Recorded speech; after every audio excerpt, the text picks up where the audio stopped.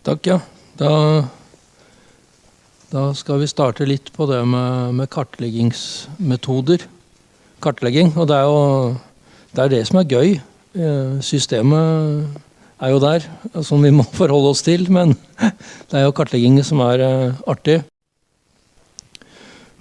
Og det er jo disse grafiske tabellene som ofte er utgangspunktet når vi er ute i felt på en måte på å bestemme det. Det man gjerne har med seg ut i tillegg til det man har lært om disse forskjellige typene og LKM-ene og så videre. Og jeg har pleid også lagt på disse trinngrenseverdiene på disse tabellene, for det skal ganske mye til at man husker alt som er her. Kan man noen sånne grunnleggende ting og ha litt hjelpeverktøy med seg ut, så hjelper det veldig, veldig godt. Det som kanskje er litt annerledes med det limniske er at vi bruker en god del forskjellig utstyr og metoder som man ikke bruker på terrestrisk. Og det blir ofte mye utstyr, og skal du kartlegge effektivt, det å da på en måte ha et ordentlig system for utstyret. Det er en del sånn teknisk utstyr som skal enten ha batteri eller som skal lades. Du skal ha med deg vannprøveflasker. Du må ha litt sånn sikkerhetsutstyr, altså redningsvest og en del sånne ting. Det blir fort veldig mye utstyr. Og da er det veldig greit å ha et sånt greit søskenbarn til å være med å bære. Veldig ofte så jobber vi to og to ute i ferskvann. Og det er av sikkerhetsmessige årsaker, og du trenger båt ofte, og der bør en være med en roer. Så det er litt mer planlegging og litt mer styr å holde orden på når man skal drive med den limniske kartleggingen. Men så er det, sånn som jeg nevnte her, altså vi har jo allerede greid å avgrense både antallet og arealet på det vi potensielt skal kartlegge, da. Både med innsjøareal, her er en tabell som viser da disse størrelsene, størrelsesfordelingen av antall innsjøer i Norge. Altså ved hjelp av GIS-verktøy så kan vi gjøre ganske mye på forhånd. Og når det da er snakk om innsjøer, så har vi faktisk sånn over 2 millioner innsjøer i Norge, hvis du tar med det aller minste, da. Klart det er jo desidert flest av de små. Og i sånn kartleggingssammenheng så har vi jo noen sånne størrelsesgrenser, altså minstearealet, og som betyr at når det gjelder kartlegging i målestokk 1 til 5000, så snakker vi om 1 million, men hvis du snakker om i målestokk 1 til 20 000, så er jo minstearealet 2500, og vi snakker om ca. 400 000 innsjøer. Og elver, så har vi egentlig ikke noe godt tall på hvor mange elver og bekker vi har, men det er ca. 250 000 kilometer som er vannføring større enn 1 kubikkmeter per sekund. Og det er da elver som er rundt 10 meter breie cirka. Så det er det bruttotallet vi har å forholde seg når vi skal ut og kartlegge. Når det gjelder innsjøer, så snakker vi veldig fort om båt. Det er egentlig bare de der dammene som, altså i størrelsesorden sånn 2, kanskje opp til 3000 kvadratmeter, som du kan greie å kartlegge sånn noenlunde ordentlig fra land. Eller så er det snakk om båt når det gjelder innsjøer. Og hvis innsjøen eller tjernet ligger ganske langt fra vei, så selv om søskenbarnet mitt er glad i å gå tur og bære, så hvis det blir for langt, så protesterer han. Og da kan det være en sånn lettvariant, altså disse pakkraftene, de greie å bruke og til sånn feltarbeid med litt sånn trening. Ellers så det da robot, og det jo vannkikkert og undervannskamera og forskjellige som vi bruker. Men også hvis man bruker drone, så det også mulig litt større innsjøer å kartlegge med det, for eksempel hvis det relativt grunt. Men hvis du spør av Marit og vannplanter, så det alltid båt. Og da må jeg ro. Så det da elvene. Det bare en sånn oversikt over sånn cirka størrelses på nedbørfelt og lengde og middelvannføring for noen av disse elvene våre. Og det jo det der minstebredden og minstearealet for elver, så det jo så i målestokk 1 til 20 000, så det jo 10 meters bredde eller tilpasset 5 meter. Og så 1 til 5000 så det henholdsvis 4 og 2. Og du ganske langt ned i størrelse på det vi regner som elver i hvert fall. Og det bekkene som fort blir ganske små da. Og som da i en del tilfeller blir generalisert bort. Og det kanskje løsningen å legge det som linjer. Men det vil Anders sikkert snakke mer om. Og når Limni skal komme inn for fullt, så blir det kanskje noen endringer også på forslag eller anbefalinger på minsteareal og minstestørrelser. Så det den kartleggingsjobben da. Og her et sånt eksempel fra elv, hvordan vi jobber. Og vi starter gjerne fra toppen av elva, altså det området du skal kartlegge, starter oppe og jobber seg nedover. Og litt av årsaken til det at ofte så elvene brattest øverst, ikke alltid det, men en del tilfeller, og du får en sånn substratfordeling med grovt substrat oppe og finere nedover. Og da det lett å følge, se hvor grensene går, og hvor du skal sette da grensene på en kartleggingsenhet. Og du starter jo først med hovedtypegruppe da. Nå har vi valgt elv her, så da det selvsagt, da vet vi hvor vi da kan du ekskludere det andre inntil videre i hvert fall. Og så ser du på en måte hovedtype.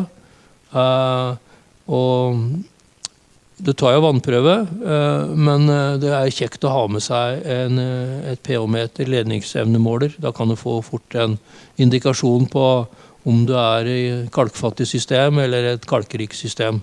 Og veldig ofte i Norge så vi kalkfattige systemer. Altså det betyr da kalkinnhold i elver, ofte rundt 1 milligram eller 2 med kalsium per liter. Og veldig sjelden at vi i de kalkrike systemene da. Men her på Østlandet, i Oslofeltet, så kan du oppleve en del kalkrike områder også. Og så da, ved å da se på de der LKM-ene, ved å fokusere på de vannforstyrrelse, der man har fast bunn, her, så det vannforstyrrelse, eller så når det kommer på sedimentbunn, så det dominerende kornstørrelse, og så det da en vannprøve, da, kalsium og humus. Og humus skulle man tro var ganske lett også å se når det humuselv, men den der grensa på humus, den såpass lav at du skal være ganske trenet for å se om du i humuselv, eller om du i et kalkfattig elv. Da. Eller humusfattig elv, men ofte så det jo i en sånn humusfattig, hvis du litt oppe i fjellregionen, og du i barskogsområdet, spesielt på Østlandet, så det jo ofte inne i disse humuselvene. Det vannprøve da, og så det avgrenset polygonet, og så eventuelt da registrere de der variablene som du skal ha. Og du kan ha ganske bra framdrift i elv, i hvert fall hvis du kartlager til 1 til 20 000. Sagt litt om metoder her. Vi bruker jo da ganske mye forskjellige metoder. Det her med dominerende kornstørrelse jo en viktig greie, og det også måle faktisk da hvordan den substratet fordeler seg i størrelse. Og da kan man bruke mange forskjellige metoder, men ofte så i NIN-sammenheng så holder det å være ganske grov i målet, holdt det på sagt, i metoden. Og ofte så holder det hvis det sånn metallramme her, som sånn 5 centimeter sånne breie zoner, og så kan du fort anslå omtrent hvor det om du på steinbunn, blokkbunn, eller om det i grusbunn, eller å kjenne på sedimentet om det inneholder finsedimenter. Det får du fort trening på. Så det å da finmåle her, telle, det ofte ikke nødvendig. Annet enn når vi kanskje holder på med metodeutvikling. Da det viktig å gjøre sånne ting, men til vanlig kartlegging så holder det med å være ganske grov. Så det da drone da, som kan høres litt sånn avansert ut, men hvis du jobber i systemer som ikke for dype, så øker du effektiviteten din ganske dramatisk ved å bruke dronene. Men da betyr det også kanskje en del etterarbeide. Du må jobbe mer med materialet da etterpå, og se på disse filene, og du må liksom i hvert fall følge med og så sette disse grensene ute i elvene må du kanskje gjøre i felt likevel. Altså. Så det vannkikkert, rive og sånne ting. Altså, rive jo i forhold til innsamling av planter, skal Marit snakke mer om.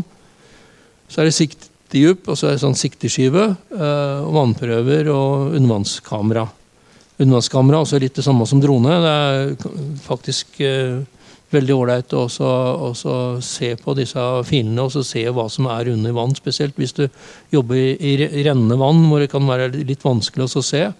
Og går an sånn som jeg har gjort her, filma da den ramma under vann, så selv om det kan være et par meters dyp, så ser du fort hva som substratet Og de grensene mellom da ulike kartleggingsenheter, som for eksempel fra stein til grus, ganske greie å skille. Og de skjelder veldig skarpe, de grensene, og kartlegger man i 1 til 20 000, så det i hvert fall veldig greit å trekke opp de grensene.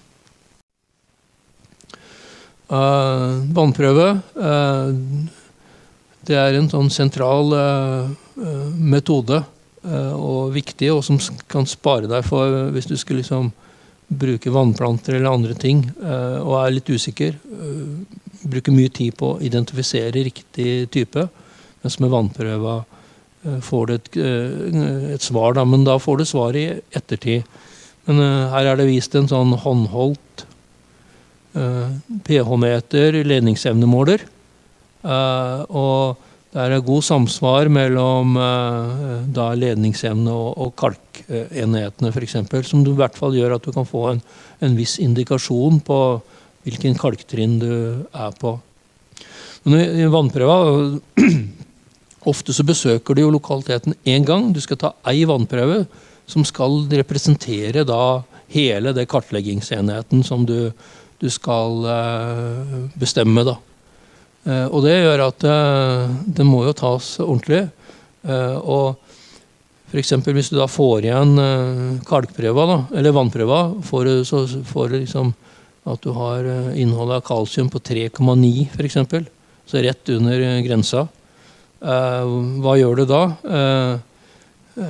Det da kalktrinnet mellom 1 og 4 milligram, eller vil du trekke det til over 4 milligram?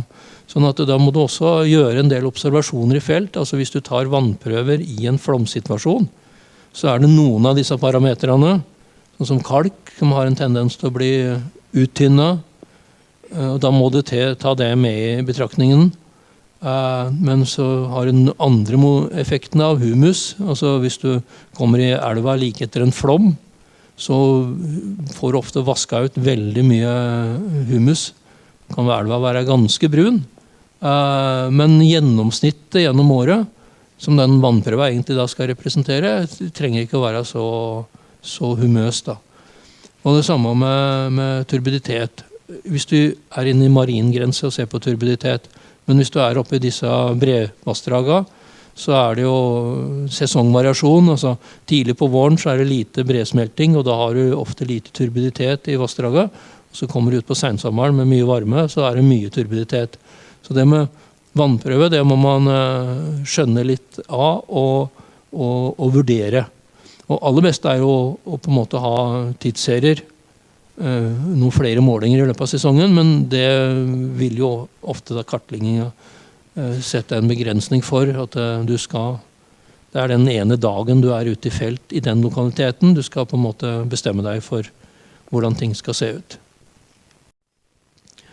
Så det altså det med kalk, humus og turbiditet, det liksom de LKM-ene som blir brukt i sånn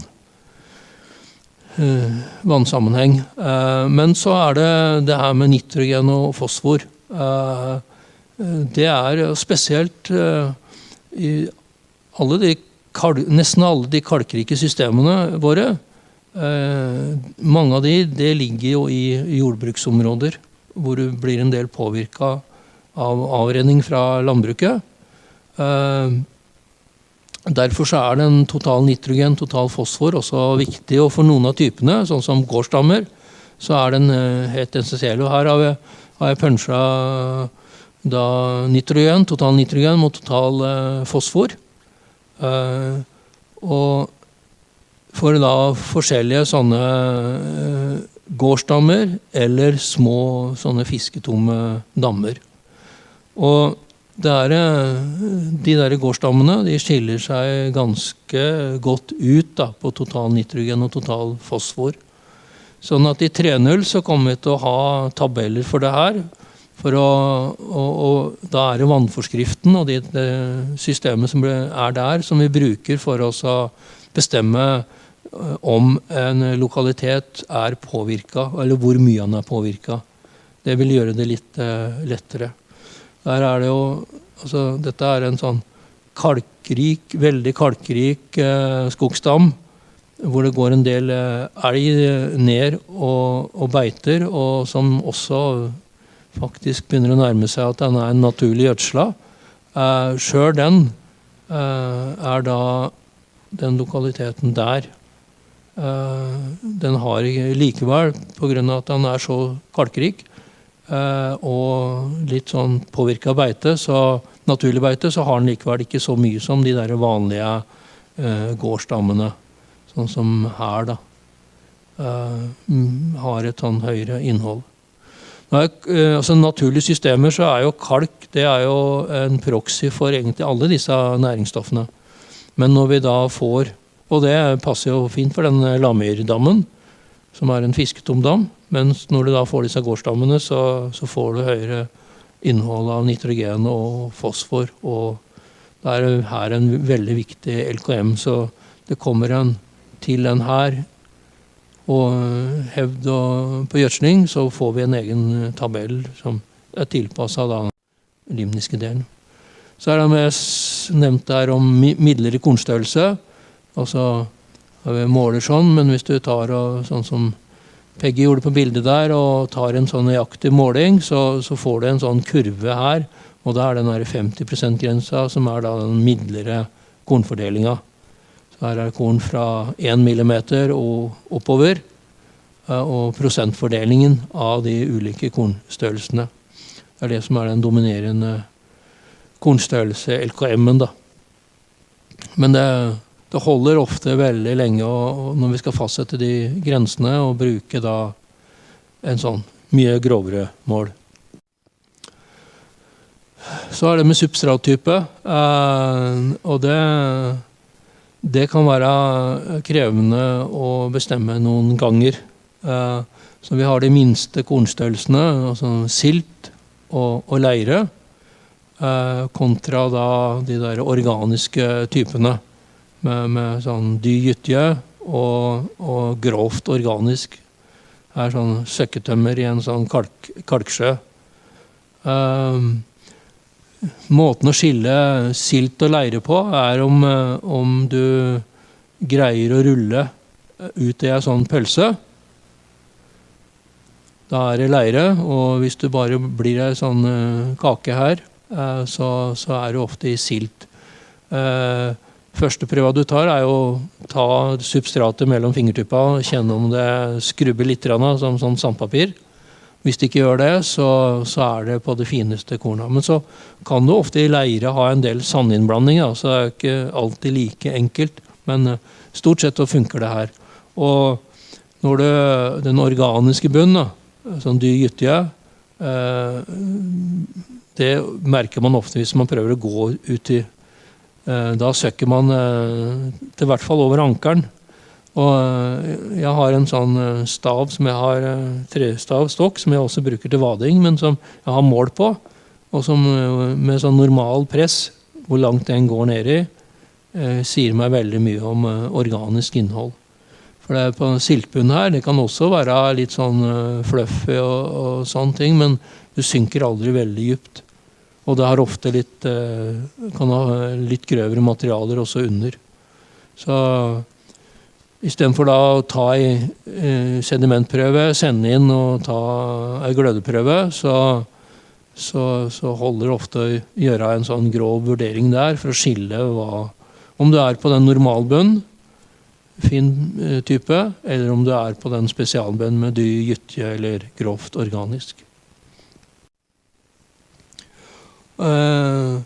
Så det her med helningsgrad, altså når du kartlegger i elv, så vil ofte den helningsgraden, og der det en veldig bra tjeneste fra Kartverket på høydedata, og hvor du kan gå inn og lage sånne høydefigurer, og så kan du se etter sånne knekkpunkter, og ofte der finner de der grensene mellom stein og grus, eller mellom stein og blokk for eksempel, altså fastbunn og sedimentbunn.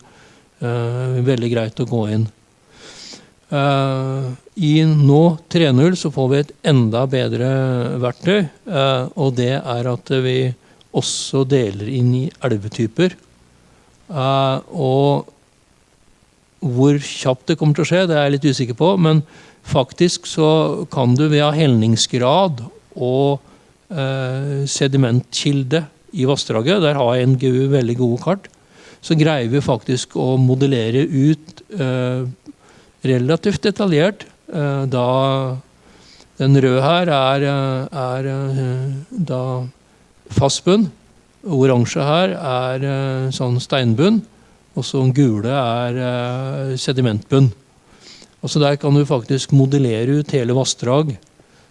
Og hvis du har med deg det kartet ut, så forenkler du, da kan du jo bare gå og sjekke noen av de der polygonene som faktisk da avgrenset. Og da vil det for eksempel være veldig kjekt med drone, hvis sikten såpass god. Kan du liksom sjekke elvebredden noen steder, og så tar du med i drone, og så plutselig kan du ha kartlagt mange kilometer i løpet av en dag på en grei måte. Da det liksom bare om det undervannseng for eksempel der, i tillegg som du da må eventuelt avgrense. Og da vil jo den stort sett finnes på grusbunn eller finbunn. Så det da med fastbunn. Det kan være litt sånn krevende å avgjøre, for det jo veldig vannføringsavhengig. Kommer i flommen, så ser det veldig annerledes ut i forhold til hvis du i medianvannstand, eller hvis du kommer dit på en skikkelig tørr periode.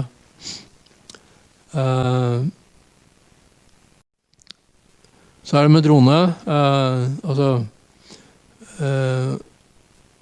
Fortsatt så vil det nok være flyfoto man bruker til å trekke grensene, bestemme seg hvor disse kartleggingsenhetene skal være, men det gir drone Og spesielt hvis du sjekker litt på bakken først, og så flyr for eksempel hele den bukta her i Tryfjorden, så ved å på en måte ha noen bakkesannheter, vite med drone litt hvordan det ser ut, og sammen med flyfoto, så kan du faktisk gjøre hele avgrensningen ganske mye raskere enn om du skulle liksom gått inn og sjekket ut hvert område. Så det er jo avhengig av den kartleggingsjobben du skal gjøre, og om du skal kartlegge hvilken målestokk du skal kartlegge. Det krever jo klart mer hvis du kartlegger målestokk 1 til 5000 i forhold til 1 til 10 000. Her er et annet bilde. Her spesielt, her hadde jeg ikke båt, men du ser her undervannsvegetasjon. Du ser faktisk substrat, og ved samtidig å bruke undervannskamera her på en GoPro på sånn teleskopstang, så når du kanskje 2-3 meter ut. Og sammen med det så greier du faktisk å kartlegge en sånn større kjern da, her. Det er en sånn dødisgrop som har siltinnholdet som gjør at du får det der knallgrønne fargen. Men ikke da kalk i seg selv om dette er en sånn middels kalkrik dødisgrop. Så har vi det med drone, her er et annet eksempel. Du kan også lage sånne ortorektifiserte bilder av orto, eller av dronebildene, men da kreves det litt mer. Du må ha noen sånne fastpunkter som du har nøyaktig mål på, nøyaktig posisjon på, og så må du bruke programvare som på en måte gjør at du ikke, altså den linsa er jo krum, du tar bildet bortover, og det er, ja, så men det finnes programvare som håndterer dette her veldig, veldig bra. Og jeg pleier også å ha en sånn plastpresenning med meg som er akkurat 2 ganger 2 meter, så har jeg alltid et målestokk på det når jeg får igjen og ser på de bildene. Det er fotoprogrammer som veldig fort setter sammen bilder, mange bilder. Og det gir en helt annen oppløsning enn det flyfoto gjør, men sammen med flyfoto så er det kan det være veldig ålreit å bruke. Så er det den der dybderelaterte lysvekkinga, altså bestemme det der kompensasjonsdypet. Og det kan være litt sånn jobbikt. Der kan gjøre det litt sånn indirekte. Altså, hvis du måler siktedypet da, altså den sekerskiva, du senker den ned, og akkurat der den forsvinner, så noterer dypet, og så trekker hun opp igjen akkurat der du begynner å se den igjen, og så tar du middel mellom de to, og gjør det 3 ganger, det er en standard sak, så får du siktedypet i innsjøen. Og vanligvis så vil Marit sikkert prate mer om 1,5 til 2 ganger siktedypet. Ofte der finner du da sikte eller kompensasjonsdypet. Marit hun pleier å gå litt mer ordentlig til verks, så da er det med vannkikkerten og leite etter hvor finner du den nedre grensa på plantene. Og også ved å da måle dybda, og da er gjerne sånn håndholdt ekkolodd her, eller en sånn, det finnes den der fiskedupp-varianten som du også kan få på telefon, og som du også kan da logge både posisjon og dypet, og du kan egentlig lage ganske kjapt et dybdekart for en liten innsjø for eksempel.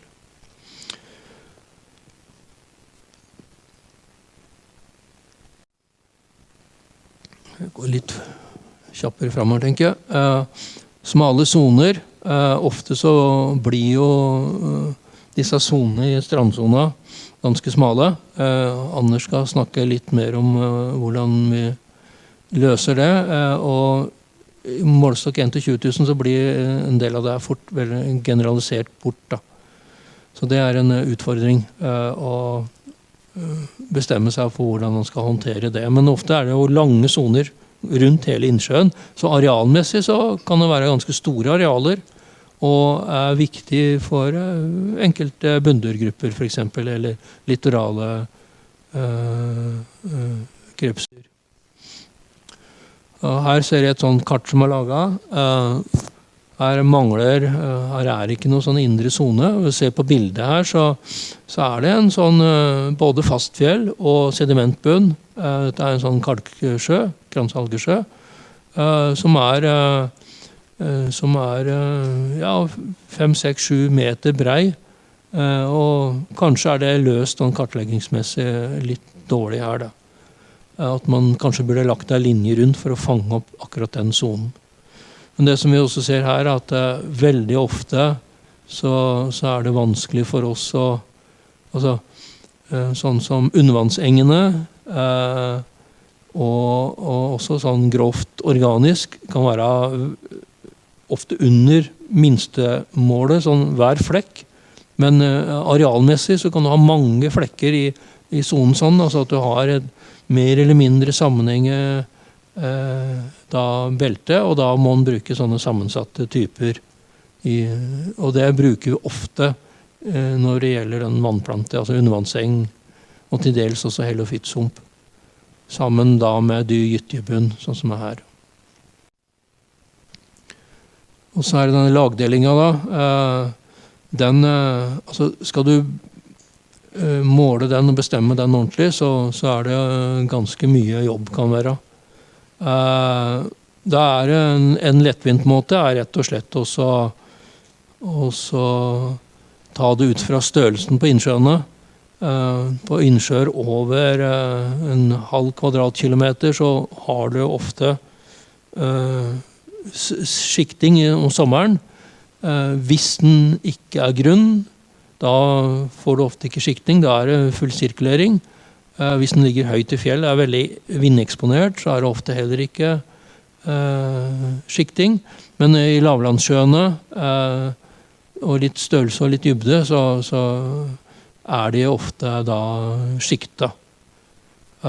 Skal du gjøre det ordentlig, så det da sånne utstyr for deg, sånne sonder du slipper ned, og som du måler faktisk temperatur i ulike lag nedover da. Eller en sånn primitiv sak med sånn temperaturloggere hvor du binder på en snor og henger ut i en bøye. Men det her må jo da gjøres gjennom hele sesongen hvis du skal være helt sikker på om det en skikting der. Så, men jeg tror veldig ofte så vil jeg holde, og så kan man de der tvilstilfellene, at der kan man kanskje gjøre litt grundigere jobb da. Den stor, så den skikta. Den liten, så den ikke det. Historiske kart også veldig greit også, eller historiske bilder det veldig greit også å kanskje sjekke ut hvis man i sånne områder. I tilfellet her da, så det en sånn liten flekk i lågen hvor vi fant en veldig rik undervannsvegetasjon som vi ikke helt skjønte hvorfor akkurat det var der. Men hvis den ser på historien så det tydelig at det her har vært et mye større system, og det restene vi ser igjen her da. Det en annen situasjon, tidspunkt på året. Her det fra Dokkadelta, altså Randsfjorden, hvor det nå i fjor vår, hvor det var ekstremt lav vannføring. Og her det da 1,8 under medianvannstanden.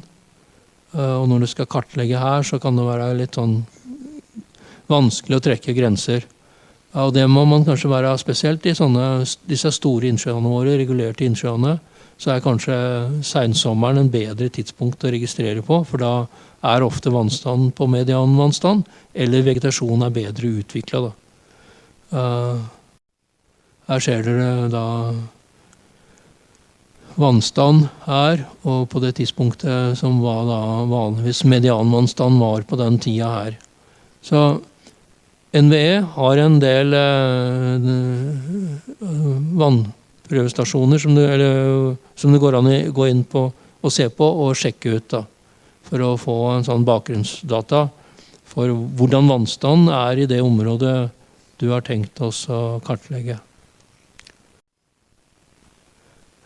Så det siste jeg tenkte jeg skulle si, det det her med kartlegging. Altså, vi har da, hvis du skal kartlegge 1 til 10 000, så har du ca. 400 000 innsjøer. Men hvis man skal da velge ut de som mest interessante, eller som kommer sannsynligvis til å bli prioritert nå i kartlegginga fremover, når også Limnis kartlegging blir lyst ut. Og de typene her, det arbeidsgruppe som har kommet med forslag til både hvilken typer og da kvalitetssystemet. Gaute som sitter oppe her, det han som leder av den gruppa som bestemmer disse typene. Og det blir nok kanskje litt modifisert her, blant annet den der kalkrike helofitshumpa, den faller jo litt ut nå som limnisk type i hvert fall. Og som dere ser her, så har vi måttet kombinere med da typesystemet for innsjøer og elver og landformer for å greie å avgrense disse typene på en litt bedre måte, og som gjør det som mer avklart. Skulle vi brukt bare hovedtyper eller grunntyper, så ble lista veldig, veldig lang. Det mulig det også, men det ble veldig komplisert å lise. Det mye lettere å gjøre dette her ut fra typesystemet for øvrig. Da. Det kommer da inn i det 3.0 nå, så kommer innsjøtyper, og som gjør det her mye enklere. Da. Og alle de typene her, det har vi faktisk greid å modellere ut. Altså du kan bruke geologisk kart, enten kalkinnhold eller substrat, og en del andre ting, så kan du faktisk greie å modellere ut de her ganske grovt. Og det vil gjøre det mye lettere når man skal prioritere kartlegging igjen. Man har faktisk avgrenset til ganske rundt 125 000 lokaliteter som aktuelt da å vurdere og prioritere også når da kartlegging skal settes i verk på Limnisk, og det kommer i gang sannsynligvis i 2024. Det var det siste. Ofte så det lite liv på disse bildene mine, for at dere ikke skal være i tvil om at også i ferskvann ganske mange arter og mye liv. Så dette et bevis på det.